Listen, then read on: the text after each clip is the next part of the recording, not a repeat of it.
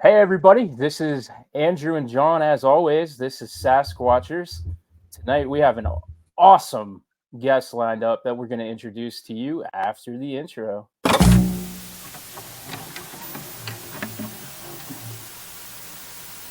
The truth is out there. Never stop looking. Never be sheep. Always disrupt.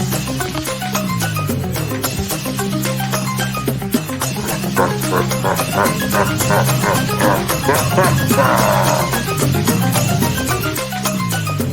are the ungovernable. We are the truth seekers. We are Sasquatchers.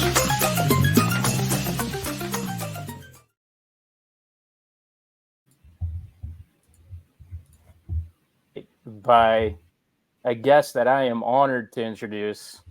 His name is Thomas Sewid, and he is a member of the, let's see if I say it right, Kwakwakiwak tribe, and a expert on Sasquatch. Coming from, you're in Vancouver tonight?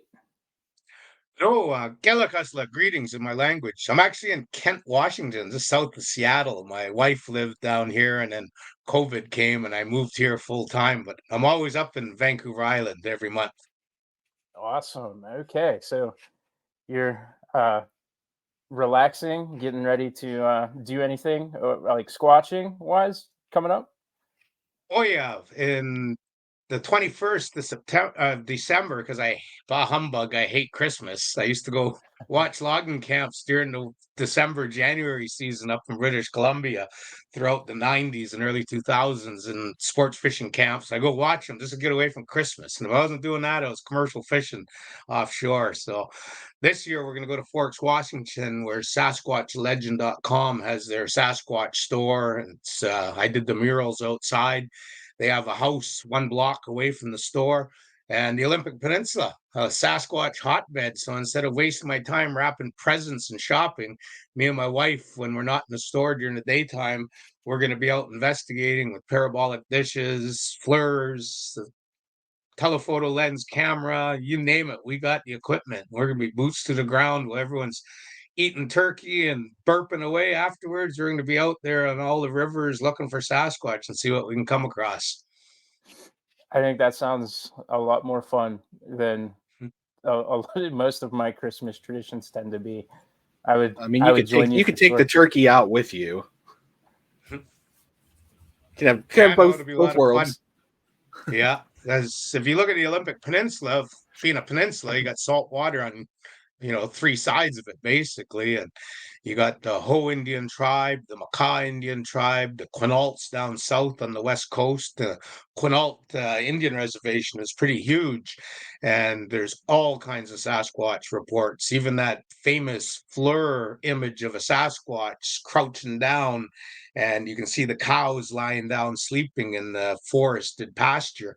That comes from Quinault Indian Reserve, and then the Olympic Peninsula on up by Port Angeles on the north side, you have the Olympic Project, Derek Randalls, Shane Corson, and their team members. And they've been getting all kinds of success finding nest structures of Sasquatches, clicker rocks. They found tracks and other things, and they've even had some sightings by the sounds of it. Oh, that's pretty cool. We have never experienced anything like that, at least not that we've discussed ever. I don't know if you're hiding anything from me, John, but I'm hiding a lot of things, but it's not that. that's one of the things that, like, when I started this show, like, it did my head. I was like, you know what, man? At some point, I got to get out there. I'm not that old, but I'm not that young anymore, and I just want to get out there and start kind of solving some of these mysteries and seeing some of this stuff for myself. And it's a driving force for this show. So I am tremendously jealous of the experiences that you just live on the daily. It seems. Not so much daily anymore. I do. You can see the design here. Where is it? Right there, of that green Sasquatch background, and then the footprints and the designs up over here. Everything's my creations. And I was a commercial fisherman for 48 years and extensively throughout the British Columbia coast, and that's where I really learned a lot about Sasquatch because I was Tommy 10,000 questions as a kid. And we'd end up in these docks in Indian villages and tied up at logging camps and, meeting with other commercial fishermen. And I always ask, what do you know about Sasquatch? Because when I watched the TV show or movie, Unsolved Mysteries with Leonard Nimoy narrating when I was like 11 years old, it just enthralled me seeing the video of Patty. And then I went to my father and I said, hey, Dad, I said, I saw that movie and it had the Bigfoot, a Sasquatch covered in hair. And he goes, oh, yeah, it's Chonacha. That's what we call it. When we go to the potlatches and you see the Chonacha walk onto the floor and fur regalia and a big carved mask with puckered lips and sleepy eyes. And when it goes out on the floor, it yawns. And then all of a sudden it's whooping, like it's calling. And then you see it going like that, throwing the bad children into the basket. So I'll show the people there that one drawing I did there. That's a big chonacha with chasing a young girl and it's stuffing a misbehaving boy into the basket. And that's our native legend of the Kwakwaka'wakw people. Our boogeyman, so to speak, is a female Sasquatch who'll grab you with a big hairy arm when you're sleeping because you misbehaved, put spruce sap from the spruce tree like syrup in your eyes so you're blind and can't see. And then she's going to throw you in that basket, or like that other design right there, shove you into a sack, like a potato sack, and throw the sack on his back or the basket, and it runs into the forest up a mountain far, far away to its invisible home. That's why we can't find Sasquatches, and that's where Chonacha, the Sasquatch, takes those children from her basket or her sack, and she boils them up and eats them. So I was brought up with that, so that's why I'm so intrigued by Sasquatch. Because new nightmare unlocked. Yeah. Oh, yeah. I used to see my kids when I used to tell them that when they're out in the bush. Boy, they'd be right beside me, wouldn't leave me, and they'd be well behaved. I don't know if my kids could even handle that. If I'm being completely honest, I would have to really PG that down a little bit for them to. They would just be traumatic.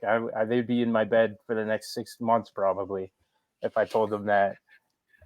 Is there a Disney version of this? Well, that's what my group's all about. It's on Facebook, Sasquatch Island. Like you were saying, you want to get some answers to your questions, hopefully have a close encounter of the hairy kind with Sasquatch. And that's why I became, I guess you could say, an investigator in about 2014. Prior to that, I was just living out in the bush, doing tourism. I was a bear hunting guide, specializing in grizzly bear hunts as a trophy hunting guide for over 20 years.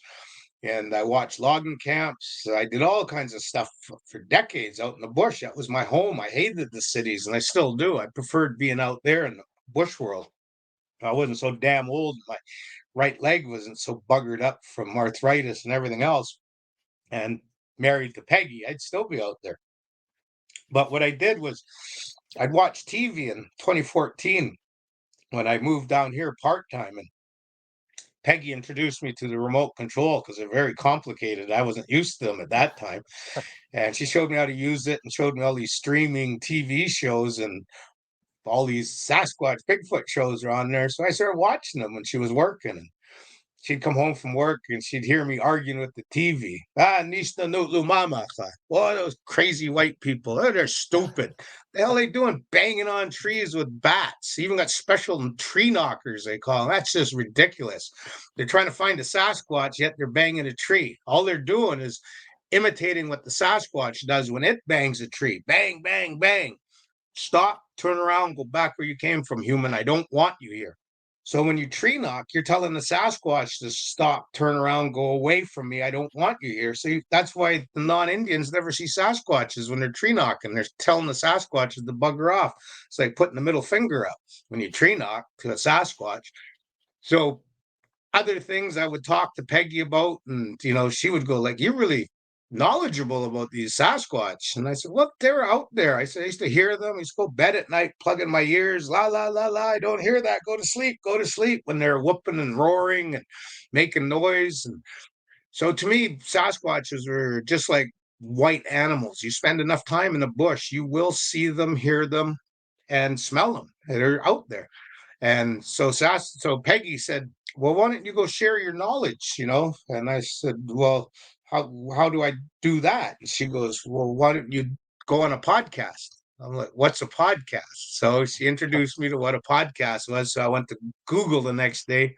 Up comes Sasquatch Chronicles, Wes Germer. So I send an email. He phones me that afternoon. We talked for like not even 10 minutes. And he goes, hey, Tom, how about I just record it? And I said, sure. So we did an episode. A few days later, he fooled me and he said, everyone wants to hear more about what you know. So we did like 4 or 5 episodes, and I'm still getting people reaching out going, I heard you through Wes Germer. I heard you through this podcast. You're very knowledgeable.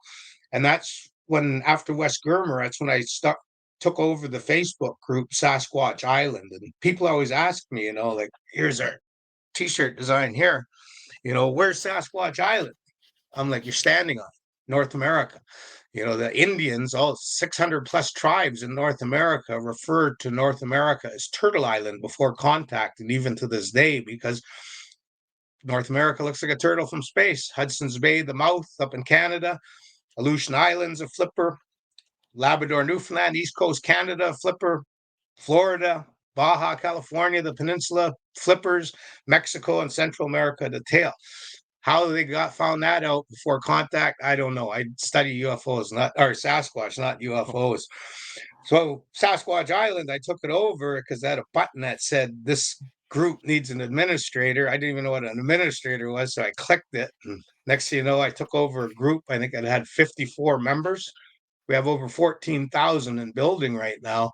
And Sasquatch Island Facebook group, everyone goes, Tom, well, now that I know that North America is Sasquatch Island, and you're so knowledgeable, why don't you write a book? I'm like, I have. It's called The Posts that I put on Sasquatch Island. Very rarely will I allow someone to post something on Sasquatch Island.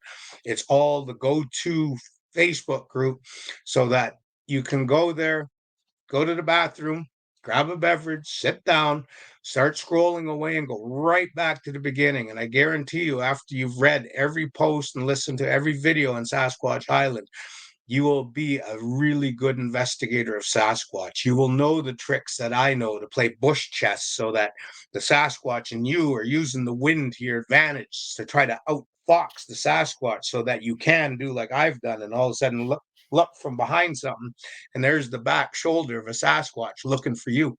And yet he's got his back to you. That's bush chess. And you got to remember, Sasquatch has forgotten more about the bush and stealth and breaking silhouette and camouflaging themselves than we'll ever know.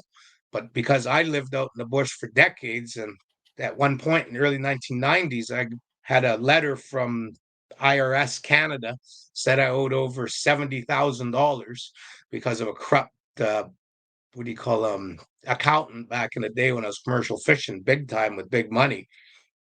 Girlfriend did something that with my best friend that I just like, I don't want to be here no more. This world with roads and electricity is just, I'm a round peg, a square peg trying to fit in a round hole. I don't fit. So I went where I was comfortable, being a commercial fisherman, hunter, Indian food harvester, going out to the bush islands of my traditional territories. That's what I did. And I went to bush and I built an empire of eco-cultural tourism. I would watch logging camps, like I said, and I would harvest red cedar trees for shake and shingle roofing products out in the bush and use helicopters to fly them out of the bush down to these big, massive barges that would be towed to the city, sell our wood, and we'd make our money. So the bush to me was my world. And of course, out there, every now and then you look over and, yo, Wixas Jonacha, Uidasley Jonacha. Hello, I don't know who you are, Sasquatch. What are you up to? And you'd hear, and they just move away. Because the one thing about Sasquatch is you respect them and they will respect you. This picture right here of that tree peak in Sasquatch, if you look close at it, the pupils have a reflection of my wife with a ponytail and a backpack and a walking stick. And the Sasquatch is looking at her. And what a Sasquatch will do is grab a branch and look at you. And if you're doing your thing, maybe you're a prospector, a mushroom picker, a hiker, a forester, a logger, you're out in the bush, you're comfortable hunting.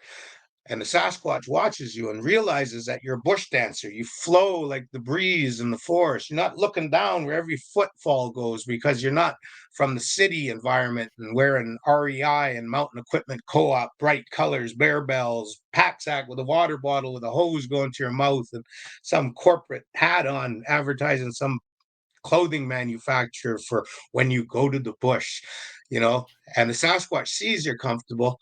So it pulls the branch even further, lets it go. And as it bounces like that, it turns and it walks away.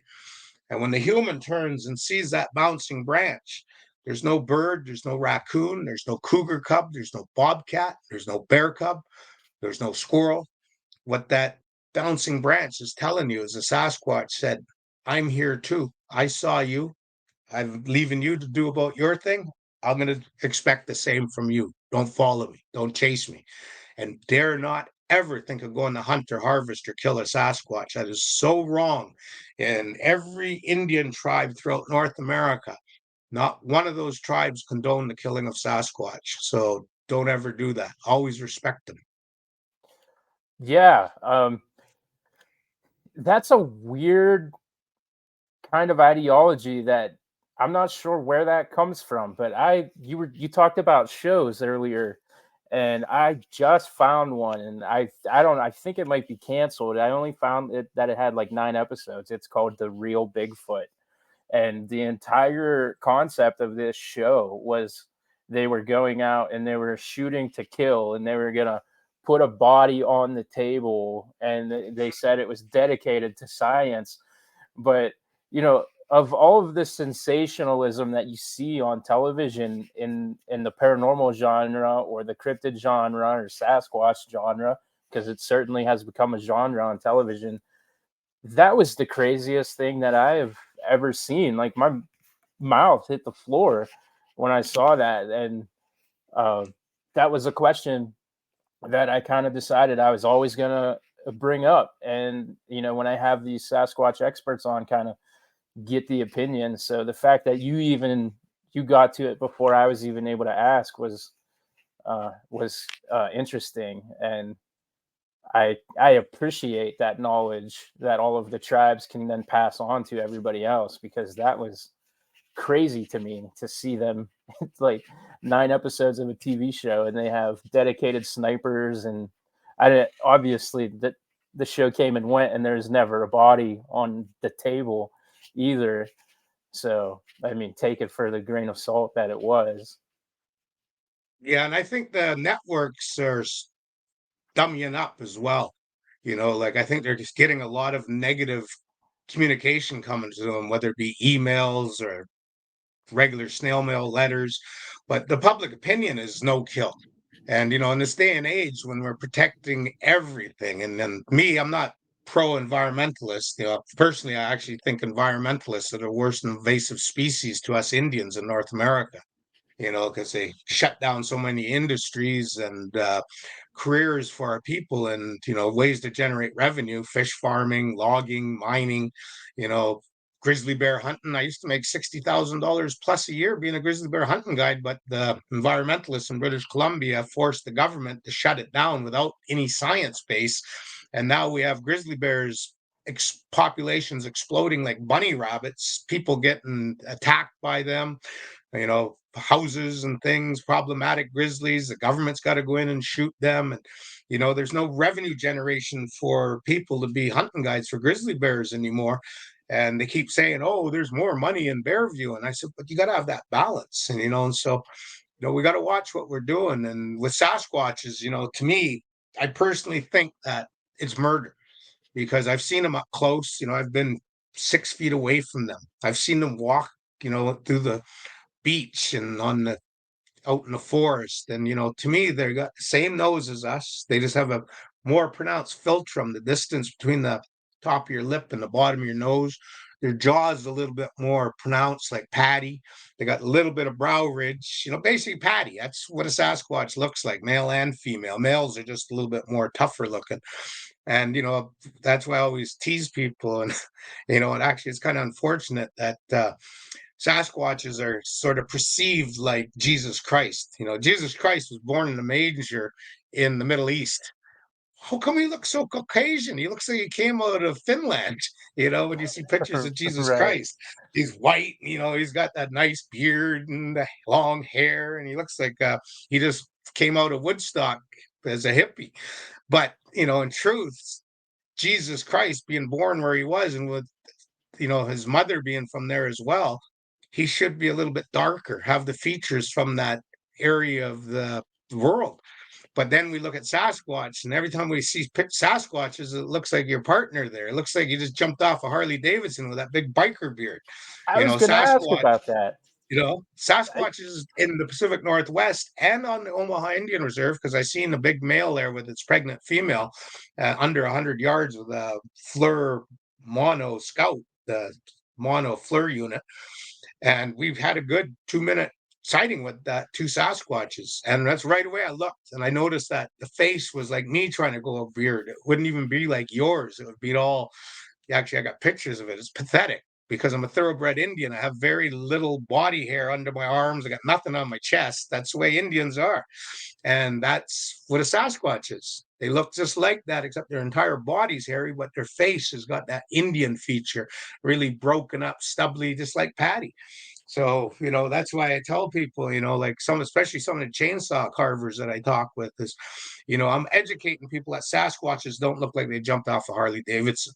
So you might want to not go down that Jesus path and start perceiving that they got these big biker beards, because people that like me that know what a Sasquatch looks like, when I go buy Sasquatch art, and I've bought quite a bit from other artists, if they have a biker beard, I just walk away.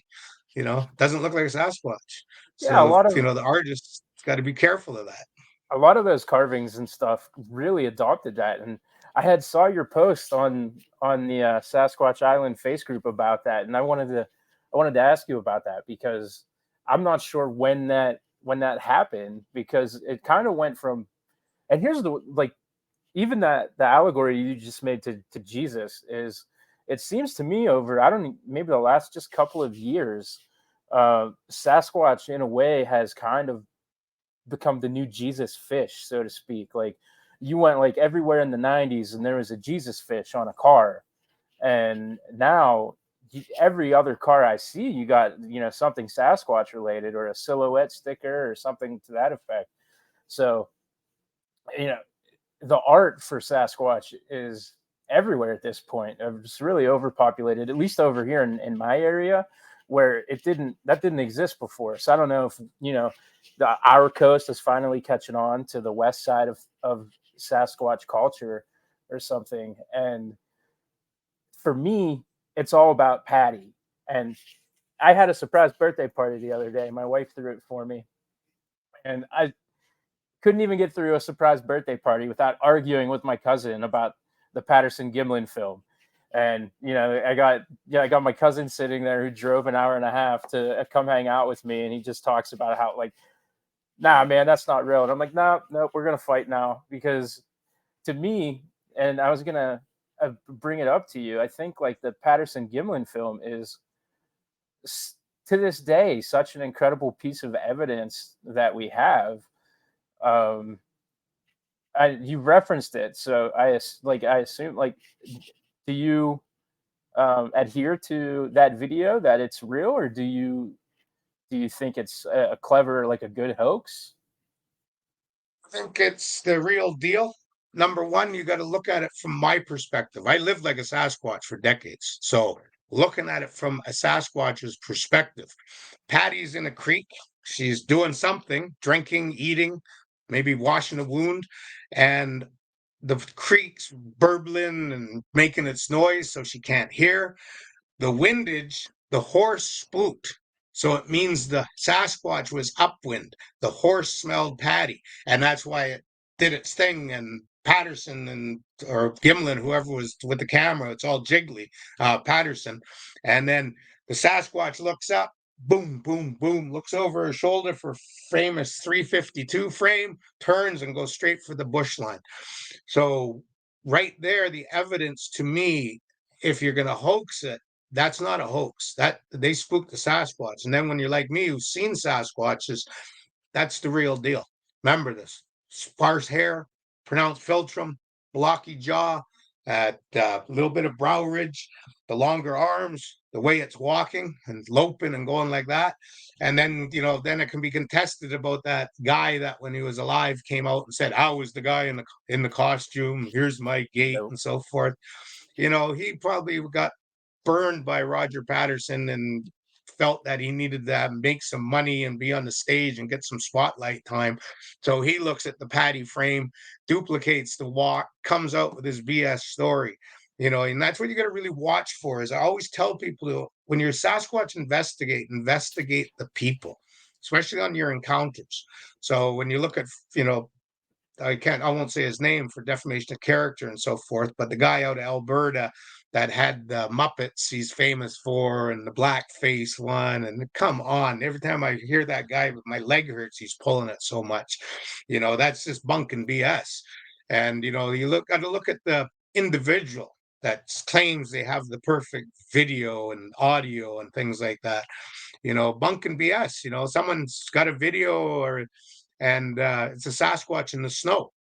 If there's no track follow up, that even though I know it's scary when you see a Sasquatch, so though I don't expect someone to go down the road for an hour and come back where they just saw a Sasquatch and walk into where they saw it to look for tracks, it's scary. Maybe wait till the next day and then go back with some buddies and protection and take pictures of the tracks because they will be there in the snow. Case in point, the guy from Alberta in his TV show, and you watch it, and I'm here, and there's almost 2 feet of snow. I can hear them. There's Sasquatches about. Oh, look, there's a Sasquatch looking at me. Yeah, lights a hand flare. Get away from me. And the next scene is daylight, and there's him talking about Sasquatches.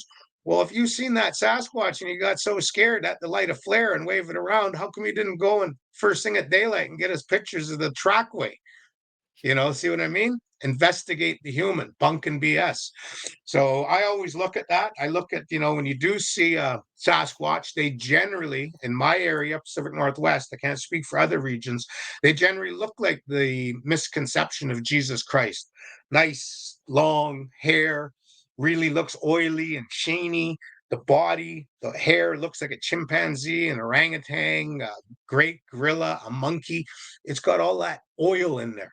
Just like when we go hiking or hunting or camping for a week or more without a shower, look how oily our hair gets. Well, back when I used to have hair, it gets that monkey sheen, I call it. And, even can go like out your fingers and you can see the oil. So that's what a Sasquatch looks like. So when you see even though rest his soul, he came out, Mr. Freeman, with a supposed pretty good video of a Sasquatch. I'm not sold on that one. It looks too synthetic, the hair. It looks too spiky. It looks polyester to me. It doesn't have that oily, well-kept sheen. So, but then I look at the Independence Day video of the Sasquatch peeking from the boulders in that pine forest, and it dips down and it runs from boulder to boulder, dips down, comes up, and it's holding a baby and looks at the person video and then runs away. And you can see that oily sheen. But one of the things that you can even see the sheen on her face. But one of the things that's interesting is you see that flap of fat over the top end of her buttocks, and I've heard that when I've asked people, and when someone's given me reports 20 plus years ago. Oh, yeah, I saw a female that was picked up its baby and it was running down from the shellfish beach up into the forest. And I was only about maybe 60 yards from it. I said, well, what did you notice about it? That person said, I noticed that above that mama Sasquatch, above her butt, she had like a beer belly flap over top. And right away, when I saw Independence Day, I thought, son of a gun, I got to keep asking about this because most humans don't even know that what we used to call bush people in South Africa, now known as, or pygmies, but we refer to them as bush people now, and bushmen and bushwomen, gods must be crazy. I read decades ago when I was in private school, a scientific journal about someone who was studying the pygmies of that time, as they called them, derogatory name now. But they found that the females had a flap of skin, flesh over top of their genitalia, not known in any other human form, that flap of skin, but it's found in those bush people. And yet North American female Sasquatches in some reports have that flap of skin over the top end of the buttock when they have babies. What that is, we don't know. But then again, if you look at humans, you look at us three, can you imagine 600 years ago if the three of us all of a sudden jumped through a porthole and all sat down together looking at each other? I'd be looking at your buddy going, what the hell is that? White skin, bald head, big biker beard. I'd look at you and kind of Indian's he? I don't recognize his bloodlines. So what it was like 600 years ago and beyond for most humans, especially in North America, because it wasn't discovered technically. Can you imagine an Indian seeing a Scandinavian or an Aborigine or someone from Kenya come through a porthole and be in North America 600 years ago? It's intriguing. It's shocking. Well, Sasquatch to me, and that's why I call them just humans of the night, the perfect human, because when we look at humans, I mentioned about the bush people being a little different. Well, people in the Andes and the Himalayas have a larger lung capacity than the rest of the humans of the world because they live over 10,000 feet. The Inuit up in the above the Arctic Circle on this planet, whether it be Greenland, Russia, Alaska, Canada, they all have a larger liver than any other human on the planet because they're dealing with all the oil from the whales and the walrus and the seals that they eat. So here we are with evolution. The humans have changed, and we just take it for granted that we are different colored skin, different texture hair, different colored hair. Some have freckles, some don't. Some look like they come from Asia, around Japan and China, and others look like they come from the Aborigines of Africa, the people from Africa that come from there, Scandinavians and so forth, and Mediterranean. We've evolved because of our regions and where we live and how we live. And that's why Sasquatch to me is a human, because I think that thousands of years ago, because we all accept that our relic humanid ancestors jumped out of a tree, were quadruped, would drag their knuckles and eventually become bipedal. They would lose their body hair. They would lose their brow ridges, their pronounced philtrum, their pronounced jaw, their face would suck in. National Geographic educated us to believe this all of our lives. And we all take for granted that our distant ancestor came from Africa, maybe Lucy or whoever else, Neanderthal and so forth. But I think that thousands of years ago, during that evolutionary path and the branches were building and going off, I think the Sasquatches, I think they sat there and looked at their fellow clan with hairy bodies and looking like a Sasquatch and saying, look, they're using rocks and bones and making tools and weapons. They're using rocks and sticks and making fire. And because they have fire, they're getting wimpy, and now they got to have clothing because they have the tools to make the clothing and hides and sew them together. And then now they're expanding our religion, our governance, our social structure. We have materialism. What I just explained right there is an evolutionary path that we saw take place in an hour and 45 minutes, and the gods must be crazy. How a bush family can have an empty Coke bottle thrown out of an airplane and land in their community. And all of a sudden, it disrupts everything, turns the family unit, the society upside down, where the father chief has to go, I have to bring this empty Coke bottle to the end of the world and throw it back to the gods because it must be crazy to disrupt us with that bottle. So Gods Must Be Crazy is a show that every Sasquatch investigator must watch, the first one from the 80s, because it really explains to us why the Sasquatches have laws, very strict laws. They don't, in most cases, use the knives that are left out on our backyards and our cleaning tables. As I'm an Indian, we have cleaning tables in our backyards for fish and animals and so forth. They don't take our knives. Our axes, whether they're Indian or not, that's sitting in a big round of wood where we split our firewood, isn't stolen by Sasquatches. Why is that? Well, they have laws, very strict laws. They're not allowed to touch our stuff. They don't have fire. And then we look at us as a people. And right now we sit, a lot of us are concerned that, Putin and Biden and Rocket Man in North Korea, the Israelis, the British, the French, the Pakistanis, the East Indians, these are we as a species are the dumbest critter on this planet, and yet all the countries I named, their leaders are sitting there with fingers over buttons, ready to launch nuclear missiles if need be and eradicate us. That's what clicking rocks that sparked, and rubbing bow drills and using a bow from a bow and arrow to make fire quicker. That's what our evolutionary path has brought us to. Whereas Sasquatch, when you think about it and you investigate Sasquatch reports, as I do, you don't hear of warfare, clan to clan. We know of mass vocalization, like grizzly bears when they come together in mating season. I've seen 3, 4 grizzly bears sitting there with a female and ready to get in heat, and they're all pawing away and acting all, I'm tougher than you. And pretty soon, 2 of the bears will leave because they're smaller and they got out intimidated. They're just like, I don't want to go fight that big boy. I can get my ass whooped. Well, the other big boy, he's like, I'm going to try him. Next thing you know, he goes in, there's a big grizzly bear fight. I'm in awe watching it. And the weaker one gets his ass whooped, and the big boy gets to mate the female in heat. So that vocalizing posturing. Well, let's think about the Sasquatch YouTube video of a couple towing a pontoon boat behind their truck.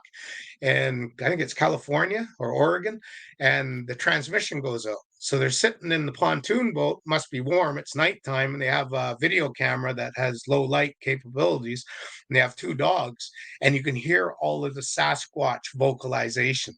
What that was probably a rendezvous. Clans and families of Sasquatches came together, and just like commercial fishermen, when they show up in a bar, be it Alaska or some other port, what do?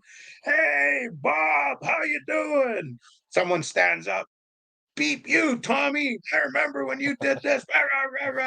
I'm not here to fight. I'm here to shoot pool and drink beer. Come on, keep quiet. Water under the bridge.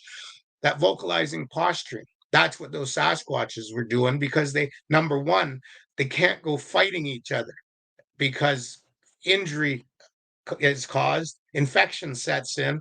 Next thing you know, it weakens their tribe and kills the individual. So, like grizzly bears, instead of just 4 of them coming out and fighting over that female, they'll vocalize and posture to see who's tougher and stronger and louder. And that's what those Sasquatchers are doing on that one. And then there's probably a half dozen others I can remember listening to of mass grouping of Sasquatches vocalizing, seeing who's the tougher clan, who's louder, who's looks stronger. Then they sit down to do their get together. Why ever, we don't know. But just like the Indians of North America, we had to have potlatch and powwow, and we still do. The newcomers to North America, Sasquatch Island, the Bushmen, prospectors, fur trappers, explorers, they had rendezvous, and they still have rendezvous where everyone shows up. And what happens in the tents and longhouses, big houses, teepees, tule huts, and the list goes on when that mass tribe gathering takes place? Everyone's young people out there bumping uglies, man, getting it on, because that's nature's code. You got to strengthen the species by spreading the seed and bringing others from non-family, non-close genetic ties. So that's where Sasquatch rendezvous happen, just like other rendezvous, powwows, potlatches, rodeos. You know, I've been to a rodeo. I've seen people, cowboys bumping ugly in a pickup truck. Is there any type of like discernible differences between, Sasquatch Tribe A and Sasquatch Tribe B, or is it just kind of, you know, generally like everybody kind of has that same patty appearance, or do any maybe take on any type of garb or masking, or like for instance you had mentioned that you kind of grew up with that boogeyman conversation with your kids, that it would come in and have a sack, or that it carried to take the kids. So is there any kind of discernible differences? I can only speak for the Pacific Northwest, where I've seen Sasquatches, which is British Columbia, and then I've seen one in Omaha Indian Reserve in Nebraska. So speaking on those ones, they all look alike, what I've seen. But I, like any other investigator enthusiast, I've, explore and still do the internet. And you see, the skunk ape, the famous picture that someone took with a flash of a skunk ape, biker beard. really had like an orangutan look about it. The Naga or Nagani from the Northwest Territories. This one, I believe, was from northern Saskatchewan, Canada. It's when we started having flip phones back in the day and had video. So it's low quality, it's blurry, but that Sasquatch is really tall, like it's like a 9 or 10 footer. But the look of it is different than the Pacific Northwest Sasquatch I found. I heard a lot of stories when I was living up in the Northwest Territories in 2015, 2016 about Naga, their Sasquatch. Seems to be very big, 9, 10 footers, very aggressive. I met a man who is native Indian up from up there, and he lifted up his pant leg and showed me the scars from where a Naga had scraped his flesh, digging big gouges from their nails, as because him and his two brothers were out muskox hunting in the winter, and they spooked going through a crack in rocks, because it's really rocky up there and spruce forest. But anyway, they were going through this open area where this crack was, and it was really windy, and they spooked a group of Naga all hunkered down, and they chased the humans, and as they were trying to go up this rocky outcropping, he was in the tail end, and that Naga grabbed his leg, and his two brothers and the other hunter were pulling him, and that's Sasquatch Naga tore his leg up. So, that was pretty neat. But when I asked him what did it look like and so forth, it really looked like the northern Saskatchewan flip phone video of a Sasquatch. It didn't fit the picture of during him telling me what it looked like, didn't fit the Pacific Northwest profile of a Sasquatch. But then when I investigate and study the Sasquatches in my area, I find that based upon the sighting reports, the one-eyed one, the cinnamon-colored clan, the black ones, the brown ones, it seems their clan territories correlate to my Kwakwakiwak tribal territories. The Kwakwakiwak Nation is made up of 16 recognized tribes. I belong to the Mamliacha, the Numgis, or the Mamliacha and the Kriyakosadunuk, and I used to be a Numgis tribe member, but we're all Kwakwakiwak. But out of that, we know with geological prominent features like points or rivers or islands or mountains, we know where the geographical boundaries are. And then we back it up, our ancestors, with pictographs or petroglyphs, rock carvings and paintings. So we know where our tribal boundaries are. And in my territories, it seems like the Sasquatch clans correlate right comparable to our tribal boundaries, mainly because of prominent geological features, meaning they seem to be using this river for the salmon and the steelhead, and they seem to be swimming across to this island area for the winter shellfish.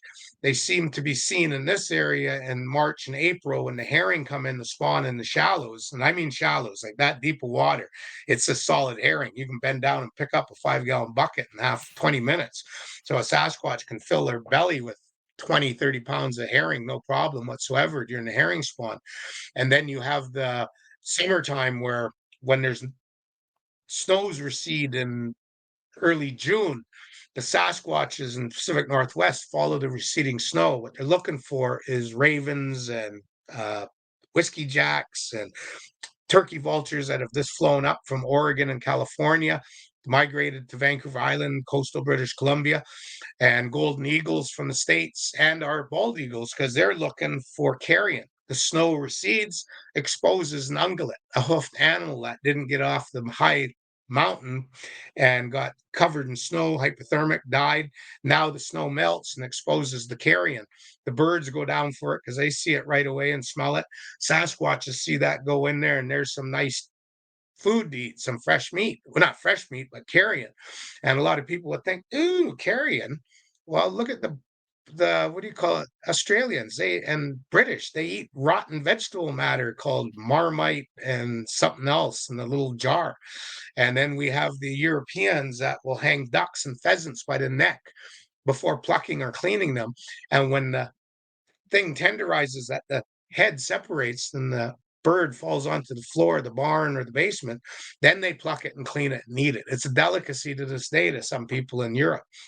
And then we have my tribe that eats ooligan oil. derived from boiling a fish called ooligan or smelt that's been softened for about a week to 8 days. And then it's boiled and the oil drawn out that we render down. It's Indian ketchup to me. It's, it's really good eating. But if you tried it, you're either going to love it or hate it. There's no in between. It's got a bite to it, but I love the taste and the smell. And then you have the Arctic where they eat stink flipper and they put birds into the stomach cavity of a harvested seal that's been cleaned out and they sew it back up and bury it in the soil. And then when it softens up and ferments, then they eat it. So every human species, even Lewis and Clark document about the one Indian tribe, when the spring thaw came, the buffalo jump where the bloated carcasses of these buffalo were exposed. This Indian tribe, they were running down to the river with their spoons and knives, eating all of that, what we would call rotten meat, but to them was a delicacy.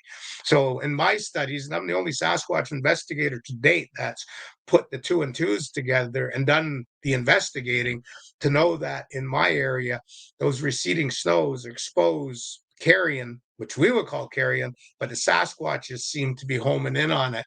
And plus, you got to remember, there's no berries yet. The grasses are just starting to grow. But once you're up in the alpine, and in a week, the grasses are there to eat, the flowers. Soon you got the roots plumping up because of the sun. And you have all of the ungulates coming into the alpine, the fawn drop, because they want to take advantage of that lush grass.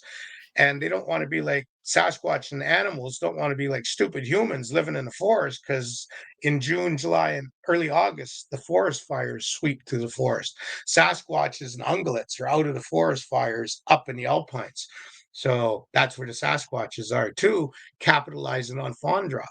So now I'm seeing your guys' body ticks and I'm reading it. You guys are sitting there going, holy schmuck, that Indian knows a lot of stuff about Sasquatches. Yes, I lived like one for decades. Yeah, and you touched on yet another thing that I was going to ask, man. We're really synchronized tonight. Because I had been curious if there was maybe some type of migratory pattern or something that they might adhere to, like following salmon when they, like a grizzly would then go, follow the trails of a salmon in the springtime or whenever that occurs. I'm not quite an outdoors expert, but yeah, you just answered again one of my next questions, just right out of the gate there. So that was actually Well, super yeah, you got to remember, interesting. like in our Vancouver Island region in Washington State, in mid to late August, Sasquatches are up in the alpines. They're getting sick of eating berries and deer. I know I hate eating deer. I can't stand eating deer. But anyway, all of a sudden they look down from the elevated world that they're living in, and they see the white backs of seagulls going into the streams and rivers. They see the flash of sunlight off the backs of bald eagles that are eating the salmon in the rivers. The Sasquatch goes, okay, let's go down the mountain. Salmon's returned. And they go feast in the salmon grounds. While they're there, our gardens and our orchards come into, abundance in August and September into October. So they have a diverse diet. There's a cornfield with a salmon stream going through it. Well, they're just like us. They're eating corn on the cob and salmon during the summertime. Fall comes, they're harvesting the apples in our backyards and orchards, the wineries. We got wineries all over the Pacific Northwest now. Eastern Washington State, and I can't say it right. I'm sorry if I destroy the name, Wenatchee, however they say it. It's the capital of the world, apparently. I drove through there, but man, is there ever a lot of apple trees. And then there's cherry trees, and then there's vineyards. And I'm sitting there looking at the mountains. We went to a place, a friend of mine, to investigate. And I'm like, oh man, the Sasquatches must just love being here. The creeks and streams and lakes are filled with trout and freshwater shellfish. There's all these orchards and wineries and cattle farms and deer and turkeys, and the list goes on. So each area, there is a seasonal migration of the Sasquatch clan or individual, which opens up a door now. Individual, missing 411, David Paulides. Thousands of people going missing in the bush and parks and everything. What is it? Fear the rogue. You come across a rogue Sasquatch, get the hell out of there. So when we look at our species as a human and we hear about someone going postal, grabbing a rifle and doing the god awful, just awful what happens with some people snapping in their head. And when you look into it, it's usually a male who was told to get the beep out of the house by the woman. You're never going to see your children again. You're going to have to spend thousands in court fees and legal fees, and you may get some visitation rights if I allow you. And I'm going to take you for everything, and yada yada. Yada. List goes on. Next thing you know, a human goes postal, bang, bang, bang, bang, bang, kills a bunch, puts it in his mouth, pulls the trigger. In most cases, well, a Sasquatch, as I told everyone early about, everything has to bump uglies and strengthen the species. That's just the code. So you're a big Sasquatch clan leader, bumping uglies when you want to bump uglies. The other males that you allow in your family unit, your clan, they're not allowed to bump uglies because it's not good for the clan to proliferate like the hairless humans we are that will fornicate just for the heck of it. Every other species generally only fornicates to produce offspring, and it's usually the head male and female that are allowed to do that, strengthening the genetic species code. So when a Sasquatch gets challenged by a younger one and gets toppled, I think, I've seen it happen with wolves where the head wolf gets ousted as the leader. He has a choice to stay at the fringes of the pack. He's no longer part of the social structure. He's way down now in the basement and beyond. He's lower than a slave. So when he does go to the kill of the pack, if they allow him, he just gets the scraps. Even the puppies get food before he does. And if he gets too close to the pack, he gets chased and bit in the butt and beat upon. So he can stick around with the pack and be a beggar peasant, or he can break away and go solo. And I've seen so many solo wolves that sometimes will team up with a grizzly bear. And I have pictures of grizzly bear tracks, big grizzly bears with abscessed teeth, arthritis, cataract, and yet they're hanging out with a displaced head wolf of a pack. And that famous Finland photographer, it's all over the internet, the pictures he has of a Finnish grizzly bear with a wolf. They work together. But there's some of those ones, Sasquatches, that when they do get ousted, I think they go postal. Something snaps upstairs and they get bigger, they get more aggressive. And I think those are the ones that add to David Paulides' books collection of missing 411 humans. So when you come across a very aggressive Sasquatch, don't be a stupid human. You're going to end up getting pooped out by a rogue Sasquatch because everything in the bush adheres to the bush code. And anything that goes into the bush will eventually be pooped out by multiple critters. It's the code.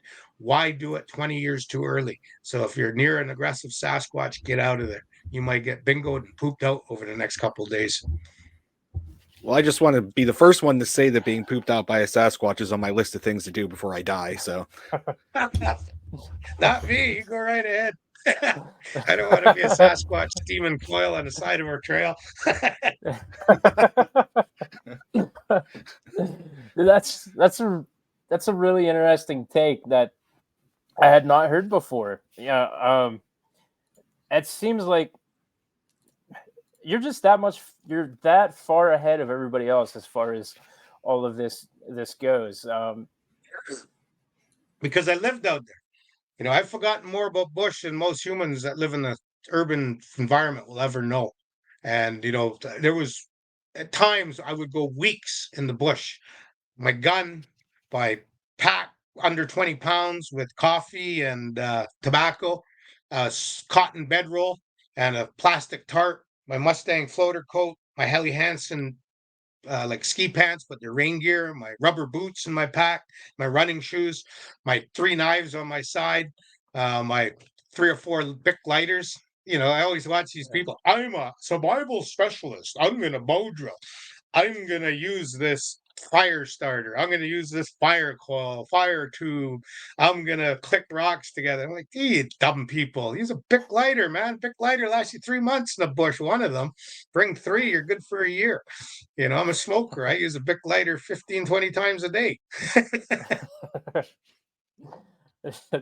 Yeah, and that's the thing. Like so many people are coming at this from that want to look cool on TV kind of aspect, and even at least on this side, the boots on the ground people are still not, as knowledgeable and still don't go out and live in the bush like you've spent like most of your life doing. So I think, man, just the even into the 50 minutes that you've been chatting with us, I am so much more prepared if I ever come across something like that. And I'm so much more prepared for when Sasquatchers goes out and does our thing on June 1st. And I didn't even consider that there might be a rogue Sasquatch. If I'm going to be completely honest, from where I'm sitting, I often even wondered if there was any violence at all from the Sasquatch to humans, because at least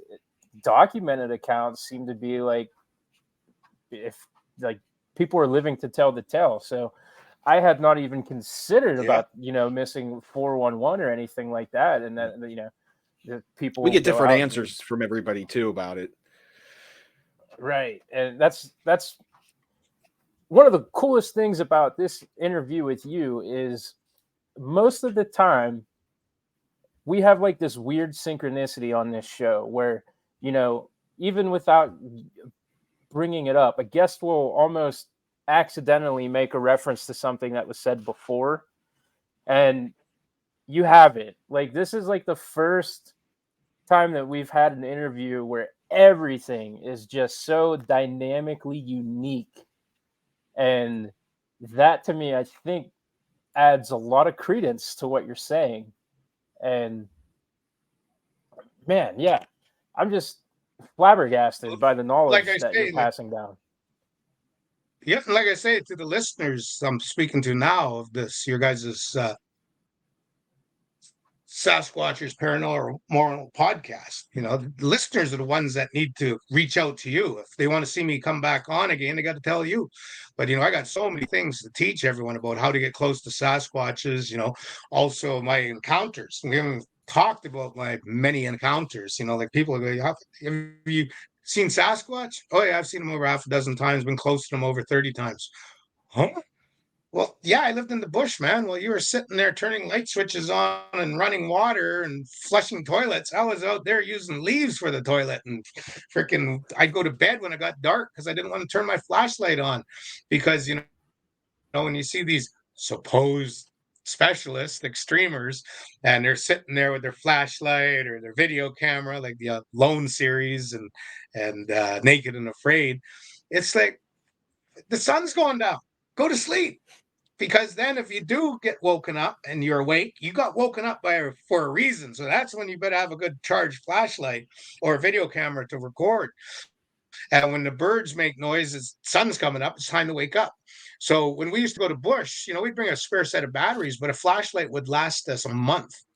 We might have turned it on maybe half a dozen times, and it was usually because I dropped my lighter when I was trying to have a cigarette when I couldn't go to sleep. So the bush, you got to really work with the bush. You got to work and use all of the bush knowledge that's out there. And, this environmental and extreme survivalists and that's not the way.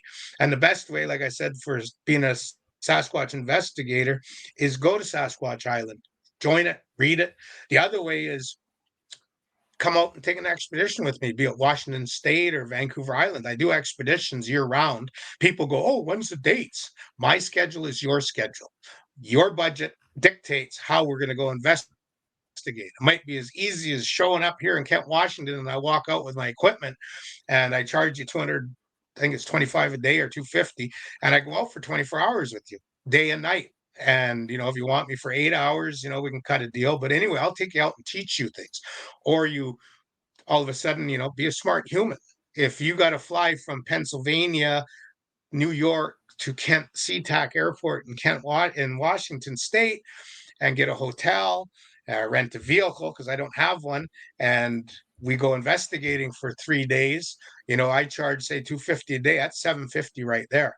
And then your hotel at $300 a day. That's another $900 plus food. That's over another $1,200 to $1,500. Be smarter, charter an Indian Sasquatch guide. Buy me a ticket, Wife drops me off at SeaTac. I fly to wherever you are, boots on the ground in your backyard and your turf. And however long you want me there, you got to fly me back. Don't make me hitchhike. But anyway, I will teach you. And we will probably more than likely find evidence, if not hear, smell, or hopefully have the close encounter of the hairy kind with the Sasquatch. Because they're got a sloping forehead. They're easy to find. You just got to know how to do the tricks. That's why I laugh at all these TV shows, tree knocking, and got their little Sasquatch good luck charm hanging off their camo backpack. Number one, don't ever wear camo if you want to see a Sasquatch. I do. Sasquatch Island, we got our, our logos and everything, and SasquatchLegend.com patches on our camo shirts and vests and jackets. But that's to look cool. I'm a human. I want to look cool when I go into those conferences. I'm trying to piss higher up the fence post than those other researchers. Because number one, if someone says they're a Sasquatch researcher, they're so full of caca, their eyes should be brown because they're BSing you. There is no Sasquatch researcher until someone comes out with a Diane Fossey, Jane Goodall interaction with a Sasquatch or a Sasquatch clan family unit. So there is no Sasquatch researchers, and anyone who calls himself is suffering from small penis syndrome and trying to act like they're really big. They're not going to piss up high as the fence post as I can, because I've lived it like a Sasquatch. And that's what I'm here to do, is to teach people. And that's why I do the podcast, to get the word out. How come no one's coming to Washington State or Vancouver Island? We do book trips. And, I'll be in Forks, Washington from December 21st to the 29th. Someone's like me, bah humbug, doesn't want to sit around and do the BS family stuff with Christmas. Come to Kent, take an expedition with me. And, or even just come hang out with me and sit in the store while I'm doing my painting of my different things. Like I do things like this. I got 1,000 wood bowls that I put West Coast Sasquatch on. There's my native footprints. But I'll be in Kent, Washington, and SasquatchLegend.com with half a dozen bowls. I'll be painting away all day long. Someone will come in, buy a t-shirt, might get me to autograph something, or just sit there at the picnic table while I'm painting and chatter like two Sasquatches. Have fun. And they got a coffee shop and donuts and everything. So come on to Forks, Washington. Come out here and let's go investigating. You know what? I might have to do that. I might have to go ahead and tell the wife not to expect me at Christmas because Don't even tell. Just go. Yeah, just go. Yeah. Yeah, I'm joking. Before you know When it, she you're hears gonna that, she'll be mad at become a me. rogue. Yeah, you're gonna end up as Sasquatch poop. Yeah. No. So obviously you had given the link to your website, and you have the Facebook group, Sasquatch Island. Are there any other links that you want to share, or anything that you want to promote here in the last minute of the show? YouTube channel, Sasquatch Island. It's I was out commercial fishing for a lifetime, but in the last few years before I retired, I was, videotaping places in the British Columbia coast where Sasquatch has been seen, some unique terrain. I got some other posts on there, and definitely, email me. Names on the board there, Thomas Sewid, but tom.sewid@gmail.com, or go to my website, sasquatchisland.com, the link through the email. Send me an email. If you got questions, I'm happy to answer them. No offense, but white man's magic, Facebook Messenger, the modern day smoke signal. Thomas Sewid is my Facebook handle. A lot of people will join Sasquatch. Don't join Thomas Sewid because I'm just about maxed out. But send me an email. This is my Facebook profile or my Messenger handle or whatever. You got Zoom, you got all kinds of ways we can video talk, and I can, I'm even thinking of starting to do maybe $25 an hour, and you can video link with me. I'll do the link, and I'll just basically do what we did on this podcast. But I'll go more in depth, teach you the bush chess, how to have that, better your chances to have that close encounter of the hairy kind. Like there's a lot of tricks like this. Windage, always test your wind. The other one, when you smell something, stick it in your nose, get those hairs wet. Now you can really smell. That's why wolves and bears and other animals lick their nostrils, to get those nose hairs wet so you can smell something better. And then when you smell it again, don't look those ones again. They're on your nose. Lick the other hand. That's a bush trick. Wise words. Well, I want to thank you for your time. This has been an incredible show. Sitting here listening to you talk, it's not only an honor, but it's been a privilege because you're knowledgeable and entertaining as hell.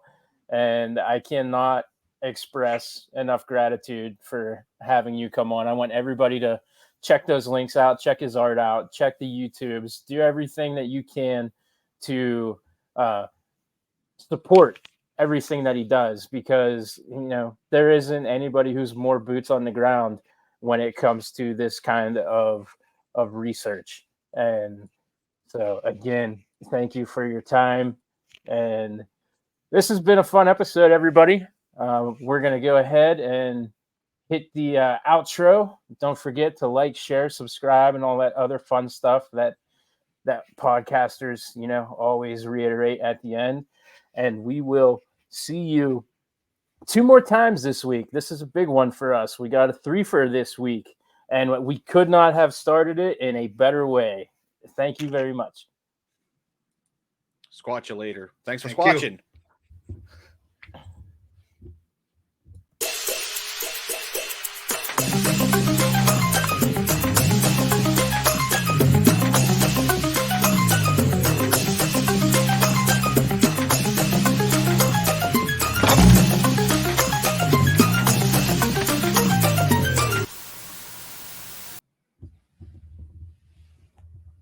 Thanks for squatching.